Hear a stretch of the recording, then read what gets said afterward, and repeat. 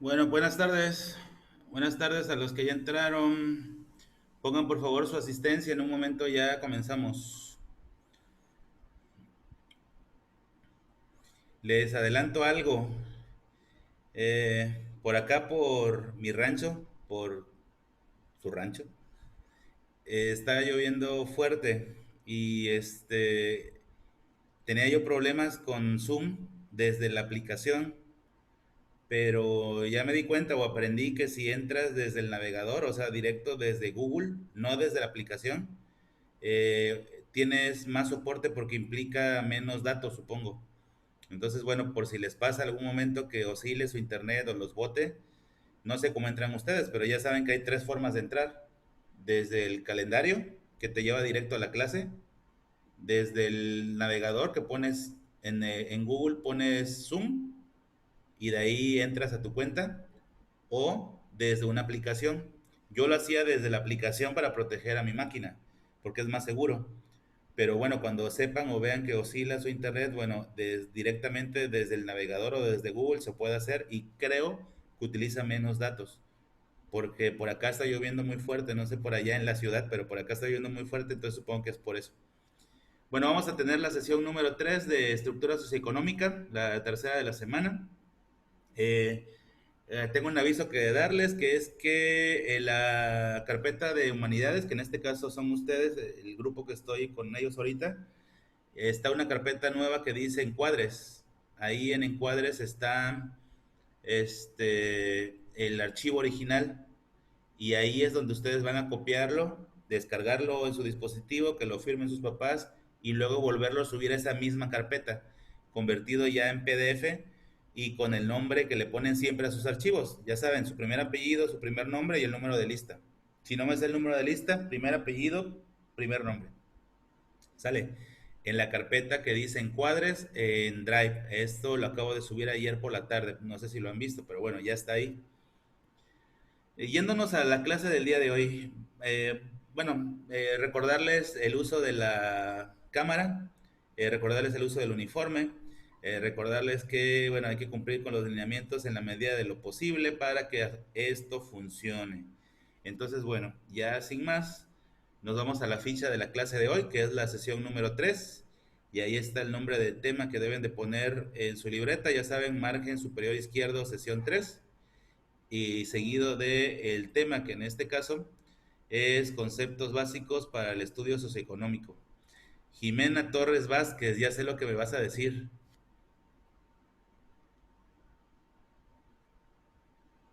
Tienes activado el micrófono.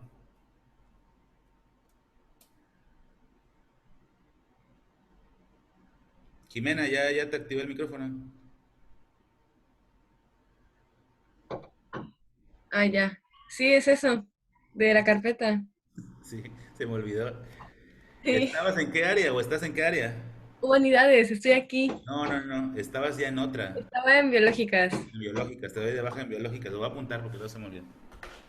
Discúlpame, a veces suelo tener errores, muy pocas veces, pero a veces me pasa.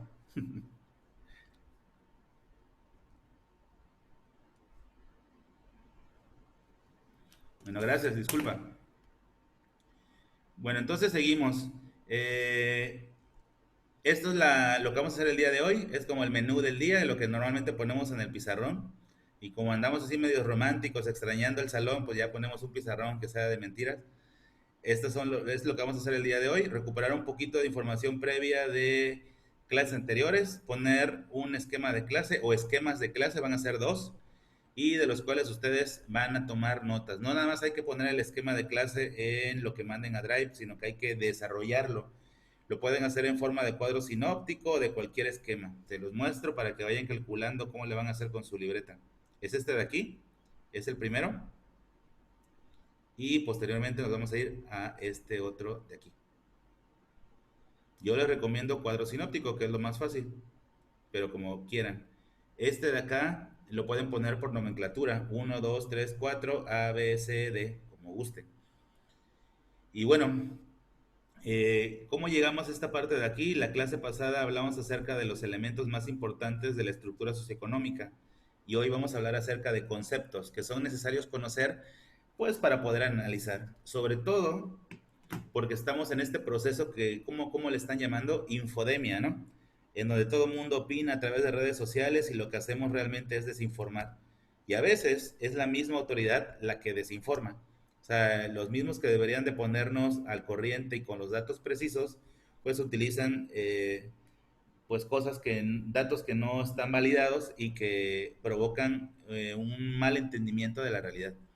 Hablemos de economía, que es el primer punto, ya sea que le pongan número uno o que le pongan inciso A, economía. Para comenzar, habría que aclarar, y bueno, ustedes que están en humanidades, es una materia más cercana a ustedes que a administración, porque la economía es una ciencia social que versa sobre las formas en que una sociedad se organiza para producir y distribuir la riqueza. Debería de ser más bien un análisis sociológico más allá que un análisis administrativo. Por eso es que la economía es muy cercana a las humanidades. De hecho, es una ciencia social, aunque muchos piensan que es una ciencia exacta, porque es que maneja estadística. Pero para que vayamos entendiendo y para que vayan sintiéndose parte de su área, los números, cuando hacemos una estadística, una gráfica, me va a arrojar un dato. A eso se le llama estadística descriptiva, pero yo a ese dato lo debo de interpretar. Es ahí donde entra esta área, su área. Una cosa son los números y los datos y las gráficas, pero luego, ¿qué haces con esos datos y esas gráficas? Tienes que interpretarlo. Por ejemplo, todas las tardes sale el informe del COVID, donde el subsecretario de Salud da una gráfica acerca de cómo van los contagios y el número de muertos. Pero ¿en qué se queda? En la parte descriptiva, en la estadística descriptiva. Le falta la parte inferencial en donde diga, seguramente se da la cantidad de muertos por esto, por esto, por esto, por esto otro. Es decir, el dato en sí no sirve, hay que analizarlo. Bueno, pues la economía es una ciencia social encargada de investigar, analizar las formas de generar riqueza y de distribuirla entre la sociedad. Eso es lo que hace la sociedad. Es uno de los elementos clave, básicos en el México, en el mundo, en los países. Si yo tuviera que rescatar 10 cosas para salvar a un país, no podría dejar fuera la parte de la economía. Y no me refiero al dinero, me refiero a la ciencia económica. Porque la ciencia económica, cuando realmente es ciencia, va a generar eh, oportunidades de generar riqueza y de trabajo de acuerdo a lo que tienes. Por ejemplo, yo no me puedo querer dedicar, y perdón porque parece que todas las cosas que vayamos a hablar nos pegan en la cabeza como gobierno. Yo no puedo decir que voy a crear un tren Maya que va a utilizar diésel, va a utilizar, perdón, primero era eléctrico. Y ya después vieron que no había modo de poner electricidad en esa zona. Y dijeron, no, pues saben que siempre no, va a ser a diésel. Pero es un diésel de alto nivel de octanaje. Y luego dijeron, ¿saben qué? Que no podemos generar ese diésel, lo vamos a tener que comprar del extranjero. Tú no puedes diseñar tu economía así. Todo lo que se diseña debe de estar de acuerdo a lo que tienes. Y aquí vamos a regresarnos a hace más de 70 años con Lázaro Cárdenas. Lázaro Cárdenas, cuando nacionaliza el petróleo, crea un modelo económico, que es el punto número 2 que están viendo ahí, que respondía a esa nacionalización del petróleo. Sustitución de importaciones, generar industria, crear escuelas de nivel media superior y superior para crear técnicos industriales. Es cuando tienen el auge las ingenierías. ¿Todo eso para qué? Para que ahora la industria petrolera sea administrada por nosotros. En ese momento era pertinente. Ahí creo que ha sido la única vez que hemos escogido adecuadamente un modelo económico. Porque ahí en adelante le apostamos a cosas que no deberíamos de apostarle. Voy a ponerles este ejemplo hablando de energía. Ya ven que la administración actual tiene una visión acerca del petróleo, o sea, quiere generar riqueza a través del petróleo. Y yo les voy a enseñar este mapita. Lo vimos creo que en la clase pasada el mapa. Sí. Pregunta seria. No son ustedes de biológicas, pero son de humanidades y somos una área que debería de generar pensamiento crítico. ¿Por qué teniendo tanto litoral? Y vean el mapa. Las Californias de ida y vuelta, ¿no? Por dentro el mar de Cortés, el famoso Mediterráneo americano. ¿Por qué teniendo tanta costa? Vean todos los estados. Sonora, Sinaloa, Nayarit, Jalisco, Colima, Michoacán, Guerrero, Oaxaca, Chiapas, toda la costa del Pacífico, más la joya del Mar Caribe aquí, más la península de Yucatán, la zona de Tabasco, Campeche, rica en petróleo. ¿Por qué teniendo tanto litoral no generamos energía eólica? ¿Por qué teniendo un clima cálido, templado, no aprovechamos la energía solar? Oye, si viviéramos en Europa, pues no se puede, porque los que han tenido oportunidad de viajar a Europa, hasta te deprimes, ¿no? Del ambiente que no es soleado como el de acá, casi todo el año. Entonces, si tenemos energía solar por el clima, por la ubicación geográfica cerca del Ecuador que tenemos, si tenemos ese litoral, ¿por qué no corresponden las actividades productivas con lo que tenemos en recursos? Ah, eso es lo que hace la economía y el modelo económico. La economía no nada más es contar el dinero. El modelo económico está basado en generar eh, recursos y generar industria y generar modos de producción y de hacer riqueza de acuerdo a lo que tienes. Y eso no lo hace nuestro país. Por eso no le atinamos a realmente crecer como país como deberíamos de estar creciendo. ¿Qué es un modelo económico entonces? Es una apuesta estratégica para lograr el crecimiento y el desarrollo social. ¿Cuál es la diferencia entre crecimiento y desarrollo social que debería de fomentar el modelo económico? A ver si con este ejemplo nos queda claro. Un país como Islandia, ubican Islandia geográficamente, un poco hacia el norte, al noreste de Inglaterra, está hasta arriba, es un lugar muy frío, ¿sí? Pero están rodeados de mar, son una isla. ¿Cuál es su modelo económico? ¿En qué está basado? Pesca, pesca. Una especie exótica que genera caviar, como el esturión, y pesca de ballena. Sí, pobrecitos, los del área de biológica estarían diciendo, sí, cómo es que matan a las ballenas, pero se utiliza para la industria farmacéutica, para alimentación, para un montón de cosas. Y son inmensamente ricos, tienen uno de los ingresos per cápita más altos, porque tienen un buen modelo económico. Es decir, su forma de producir riqueza corresponde con lo que tienen en su territorio. Y a esa apuesta van. Nosotros en México, teniendo tantos recursos, creo que eso hizo que nos hiciéramos bolas. No sabemos a qué apostarle. Tenemos minerales, tenemos petróleo, tenemos ganadería, tenemos agricultura, tenemos pesca, y hay tanto que no hicimos una apuesta efectiva hacia ninguno. Entonces nuestro modelo económico por lo regular casi siempre ha fracasado por esa razón. Entonces, el modelo económico no es otra cosa más que una apuesta para generar riqueza en un país, considerando el modelo económico que tenemos, también considerando a la población que tenemos. Si yo no puedo dedicarme a hacer trabajo pesado si mi población es, por ejemplo, muy adulta, como el caso de algunos países europeos.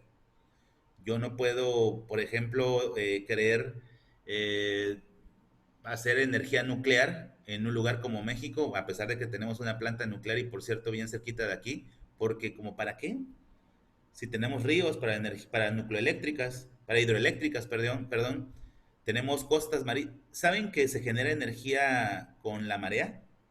¿Saben que la marea es incluso más poderosa que el río? Que tiene una enorme fuerza. ¿Y saben qué? No se utiliza.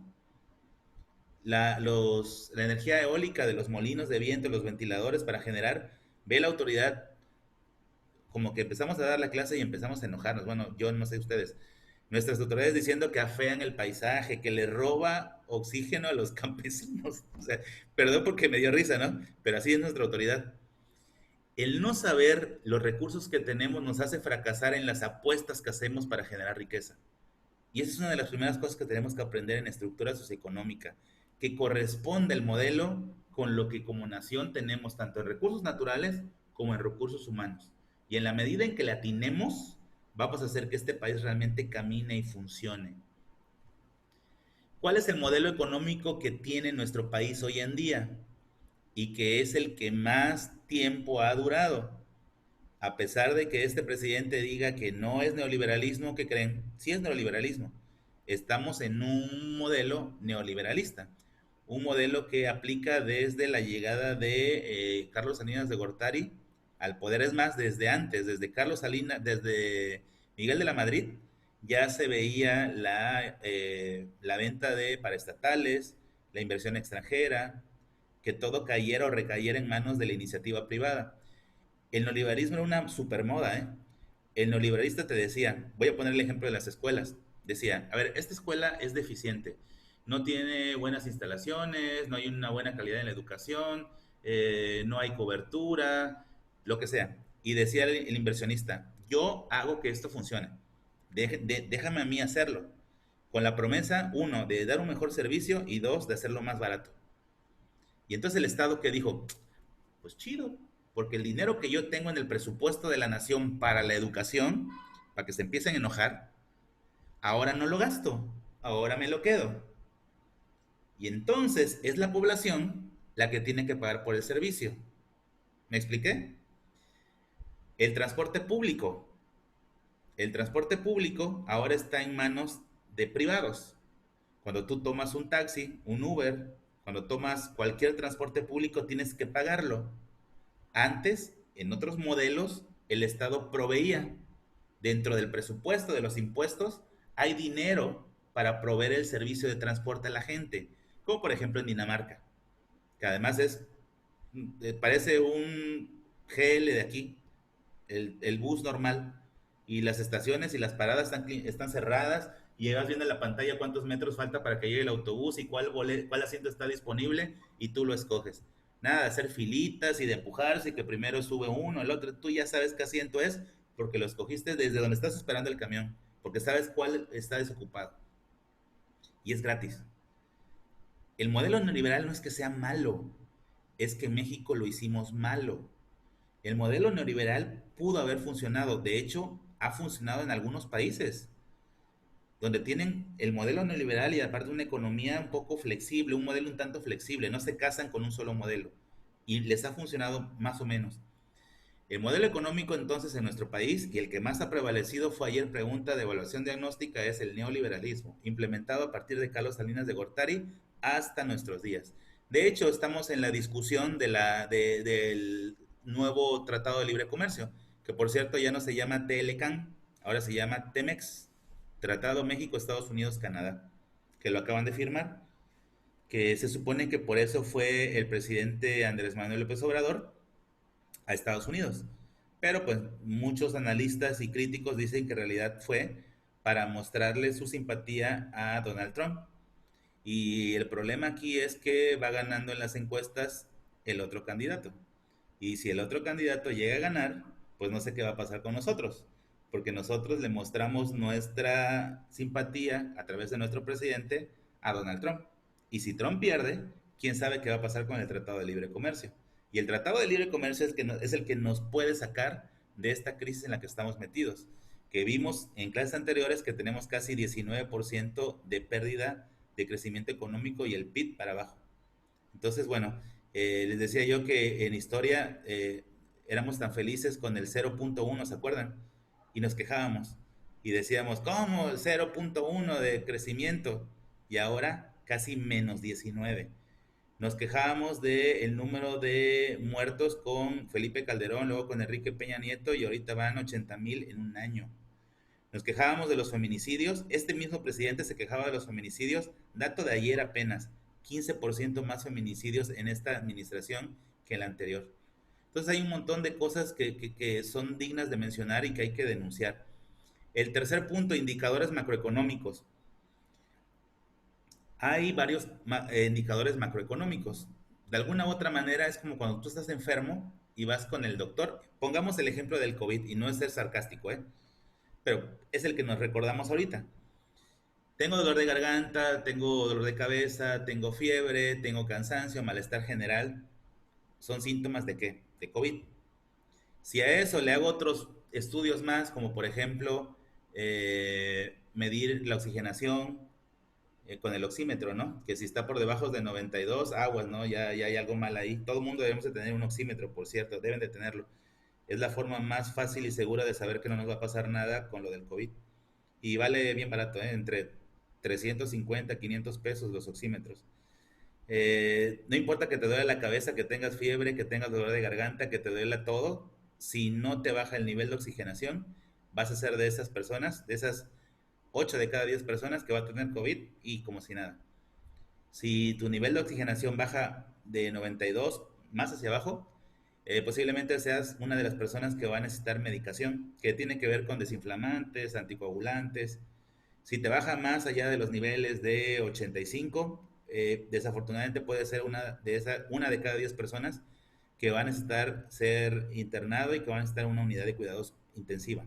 Y seguramente tiene que ver con que tienes problemas del corazón, diabetes, a lo mejor estás luchando contra el cáncer, a lo mejor tienes alguna enfermedad que te puede llevar a... Entonces, bueno, regresando a la parte de los indicadores macroeconómicos, es un comercial porque la autoridad no nos dice, pero todo el mundo debería de tener oxímetro. Y ustedes busquen información sobre los oxímetros para saber qué es lo que hay que hacer. Se ponen el dedito índice y te mide el nivel de oxígeno que tenemos en los pulmones. Importantísimo. Indicadores macroeconómicos son varios. Entre ellos está el crecimiento económico, el Producto Interno Bruto. ¿Quieren saber cuáles? Se los pongo aquí.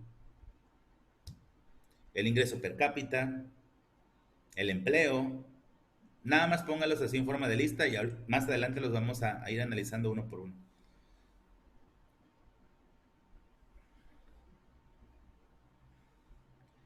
La inflación, el bienestar social, el consumo, la seguridad, entre otros. El único que realmente no existe y que nuestra autoridad quiere vendernos como que es un indicador macroeconómico, por ahí voy a ver la cabecita que muevan algunos y que incluso van a decir que es, sí, nuestro actual gobierno quiere poner a la felicidad como un indicador, porque todos estos indicadores que sí están viendo, pues salimos mal. Y entonces, ¿cómo lo arreglamos? Poniendo como indicador a la felicidad. Pregunta seria, jóvenes de humanidades, ustedes a lo mejor que están más chavos, tienen más lucidez, ¿cómo puedo medir la felicidad? ¿Cómo mido la felicidad de 130 millones de personas? ¿Cómo hago un indicador y una gráfica que diga, tantas sonrisitas al día significa que ya somos felices? ¿O cómo se mide? Yo les aseguro que estos indicadores que están viendo aquí hacen que las personas no sean felices. Tan solo en la inseguridad, la delincuencia, lo que estamos padeciendo, esos 80,000 muertos con violencia, no te hacen ser feliz. La pérdida de empleo, la reducción de salarios, la quiebra de empresas familiares, créeme que no te van a hacer sentir feliz. Los que realmente te indican si un país está bien o mal, los verdaderos síntomas que se deberían de medir para que un país, digamos, se están haciendo bien las cosas o mal, son estos que están aquí. Punto. Es exacto. Así es. No es el discurso político, no es la demagogia, no es lo que yo pienso. Estos de aquí me tienen que salir bien para saber que yo estoy bien. Lo que les acabo de decir del oxímetro. Si tienes menos del 92, por más que digas que te sientes bien, que estás bien, porque hay algo dentro del COVID que se llama ¿qué es? La falsa felicidad, que es que no sientes los síntomas de que te hace falta oxigenación. No se siente. Nada más de repente la gente empieza ya a respirar mal y le miden con el oxímetro y tiene índices bajísimos. Llega al hospital y casi inmediatamente terminan pereciendo. Estos son los que se deben de medir. Estos son los que realmente nos dicen si estamos bien o estamos mal. Primero, entonces, ¿qué son los indicadores macroeconómicos? En dos líneas. Nos permiten determinar el crecimiento y el desarrollo social. El crecimiento se refiere a la parte económica y el desarrollo social al beneficio que se obtiene por la parte económica. Son dos cosas diferentes, ¿eh? El crecimiento económico es la riqueza y el bienestar social es el fruto de la riqueza. Hay dinero, hay mucha policía, muchos vehículos, muchas patrullas, muchas cámaras de seguridad, ¿sí? Hay mucho dinero, hay muchos hospitales, muchos médicos, hospitales de primer nivel, y eso se traduce en bienestar social. se prolonga la expectativa de vida. Por eso es que otros países no tienen tanta cantidad de muertos como nosotros. Nosotros le quisimos apostar a la idea de que tenemos capacidad para que la gente se pueda internar en el hospital. Sí, pero ¿de qué sirve si necesitas una unidad de cuidados intensivos? Y cada unidad de cuidados intensivos necesita 10 personas para atenderte. Y eso no tenemos. Tenemos esas 10 personas para un pabellón de 12, 15 personas. Entonces, los indicadores macroeconómicos te permiten determinar el crecimiento y el desarrollo social. ¿Cuáles son los indicadores macroeconómicos? Estos de aquí. ¿De qué sirven los indicadores macroeconómicos? De nada si no los interpreto. Vean la imagen que está ahí. A la izquierda, yo puedo medir el crecimiento económico, el Producto Interno Bruto, puedo medir la inflación, puedo medir la deuda externa, pero si no interpreto esos datos, se van a quedar en datos vacíos. No sirven de nada si no se interpretan. Un poco lo que pasa con nuestras autoridades, que únicamente te dan la gráfica, te dan el dato, pero no te dicen qué cosas en concreto se están haciendo para evitar que eso siga sucediendo. Vámonos a la descripción de cada uno de ellos. El ingreso per cápita. Vamos a hacer un ejercicio simple. Ahorita alguno que me pueda apoyar, que sea bueno para los números o que de plano saque una calculadora. O si tiene un celular a la mano, con la calculadora del celular. Vamos a generar una hipótesis de quién tiene cara de que va a ganar mucho dinero. No sé. El primero que me encuentre sale después de esta línea. Perdón. Ustedes no ven, pero estoy cambiando las fotos. Entonces el primero que me salió fue Felipe. Vamos a utilizar de ejemplo, Felipe no, Orlando Pereda. Orlando va a ser billetudo aquí. Está en el área de humanidades, no sé qué quieras estudiar, pero vamos a suponer que gana 50,000 pesos al mes. ¿Sí? Vamos a sacar su ingreso per cápita. ¿Qué es el ingreso per cápita? Es el dinero que cada persona gana en un año convertido en dólares. Escriban la definición, pero más que la definición hay que hacer la operación para entenderlo. El ingreso per cápita es el ingreso que tiene una persona, cada persona de un país, convertido en dólares. En este ejemplo, Orlando gana 50,000 pesos mensuales. ¿Cuántos meses tiene el año?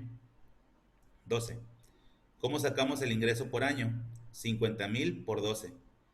Ya están viendo a Orlando con cara de que está guapo, ¿no? Gente, 50,000 mensuales, ya. 50,000 por 12 son 600,000. Esos 600,000 es el dinero que gana al año, pero en pesos.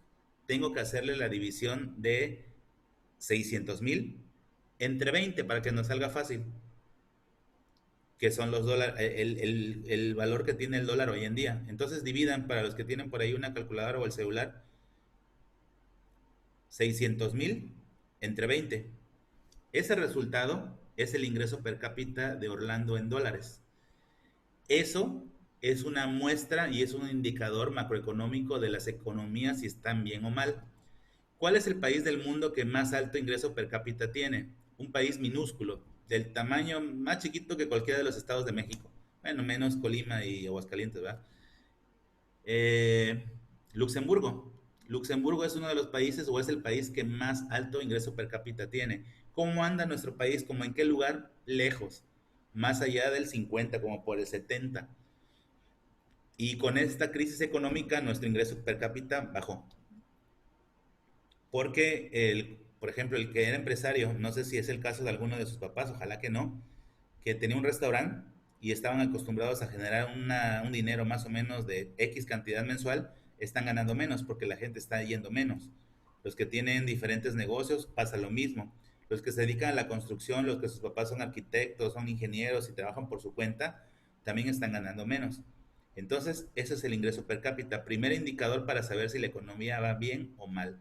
PIB, el siguiente, Producto Interno Bruto. El Producto Interno Bruto es el dinero que en su totalidad capta un país a través de venta petrolera, recaudación de impuestos, eh, dinero o aranceles que se cobran por servicios que todavía son de las paraestatales, como por ejemplo CFE. Ese es el PIB, Producto Interno Bruto. El dinero total que genera el país, ya no de la persona, el país.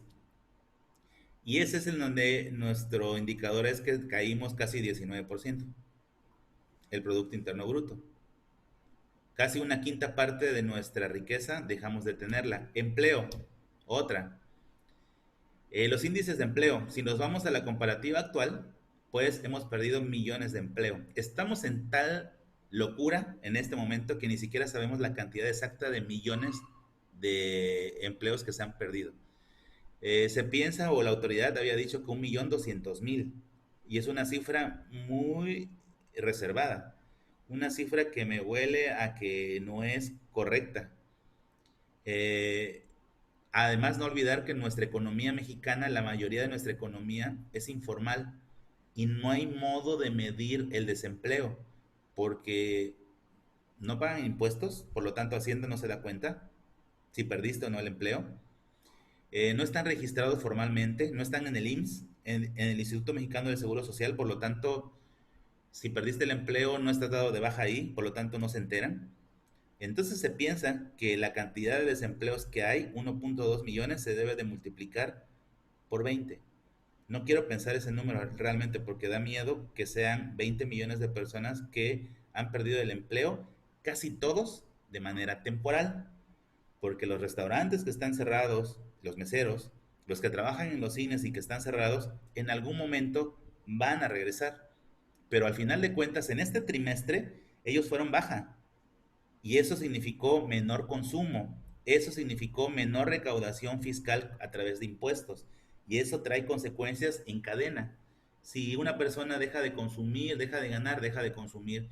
Y este que tenía un restaurante deja de comprar porque ya no tiene el dinero que percibía. Y se hace un círculo vicioso, es revolvente. Y eso es lo que ocurrió en nuestro país en el caso del empleo. Entonces, ¿cómo se mide el empleo? ¿Cómo es el nombre? En tasa de ocupación.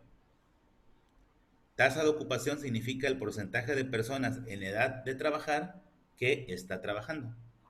Tasa de ocupación o porcentaje de ocupación. Crecimiento económico. El crecimiento económico tiene que ver con la cantidad o el aumento de reservas internacionales, aumento en las cuentas bancarias,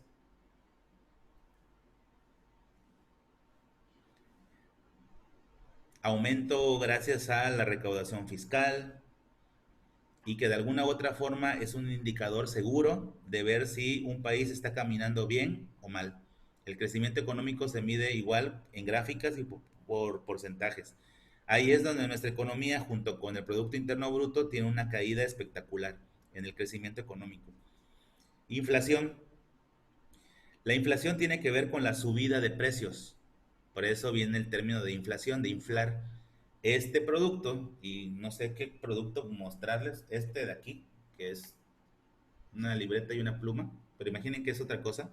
Esto vale 20 pesos, pero si nuestra economía se cae, si empezamos a tener problemas económicos, hay una recesión económica, cae el Producto Interno Bruto, esto, en lugar de bajar, ¿qué creen que va a pasar a pesar de la crisis? Va a subir. Lo que le pasó a Venezuela. Venezuela se cayó económicamente y el precio de las cosas se fue a las nubes. La gente para comprarse unos zapatos tenía que gastar millones y ahorrar no sé cuántos meses para poder comprar. No sé si vieron estos reportajes de Venezuela que decían la gente, yo tengo que sacar diariamente del cajero tanto que es lo que me permite sacar diariamente. Tengo que sacar dinero durante 30 días consecutivos para comprarme estos zapatos. Así se fue el precio de los productos. Ahora, ¿en realidad esto subió de precio? Véanme, no. El dinero con el que pago esto dejó de valer. Por eso en lugar de pagar con 2 billetes, ahora si la economía se cae a la mitad, tengo que pagar esto mismo con 4 billetes. Si se cae más, este mismo producto lo pago con 8 billetes. Si se cae más, este mismo producto lo pago con 16 billetes, con 32, con 64, y ahí nos vamos, como le pasó a Venezuela. Ahora, veamos nuestra realidad. No sé ustedes qué tan enterados estén, pero sus papás sí están enterados. A pesar de la crisis, a pesar de la pandemia, a pesar del encierro, a diferencia de otros países, los precios subieron. Cuando ibas al supermercado en plena pandemia, el precio de todos los productos subieron. El cloro subió porque los oportunistas, ¿no? Porque se va a ocupar para desinfectar. El gel antibacterial subió muchísimo y luego dejó de haber. El alcohol para uso clínico se fue a las nubes. Regularmente costaba un litro alrededor de 50, 60 pesos y se fue al triple. El precio del huevo, por ejemplo, también se incrementó. El precio de la carne, el precio de todos se incrementó porque hay un proceso inflacionario, es decir, una subida generalizada del precio de los productos, del coste de la vida. Y eso hizo que tuviéramos menos capacidad de compra y que no pudiéramos con este mismo dinero pagar lo que antes sí podíamos pagar. ¿Hay un número y un porcentaje para saber qué tanto subieron las cosas? No, porque hay cosas que sí subieron y hay cosas que se mantuvieron en el mismo precio. Pero lo que sí es seguro es que no hubo deflación. Deflación es lo contrario de la inflación. Es cuando el precio de los productos baja. Entonces la inflación es la subida generalizada del valor de las cosas o del coste de la vida. Bienestar social. El bienestar social es la consecuencia del crecimiento económico. Porque bienestar social significa mi expectativa de vida va a subir porque tenemos un buen sistema de salud. Bienestar social es que voy a llegar a mi expectativa de vida de 88 años porque no me van a asesinar para asaltarme o secuestrarme, porque hay un buen sistema de seguridad. Bienestar social es que tengamos buenas carreteras y por lo tanto el que maneja un auto nunca va a sufrir una lesión. Aquí, ¿cuándo fue ayer, antier, que un coche se fue a un hoyo, ¿no? Y yo vi en las noticias que quedó así. O sea, iba andando así, se fue y quedó así. Creo que en Urano fue una de esas calles, quedó así. Porque no tenemos un buen sistema de drenaje y pavimentación. El bienestar social se nota en el transporte público, se nota en la policía, se nota en la vida misma.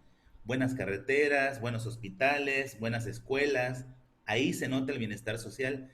Y nota importante aquí es el resultado del crecimiento económico.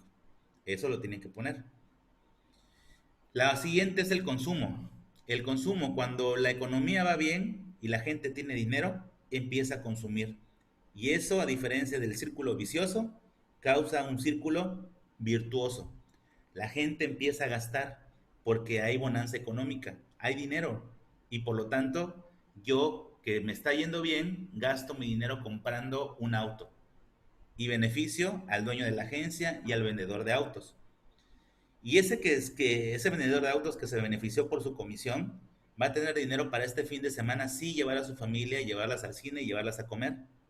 Y ahí quién se va a beneficiar, el dueño del restaurante, los meseros.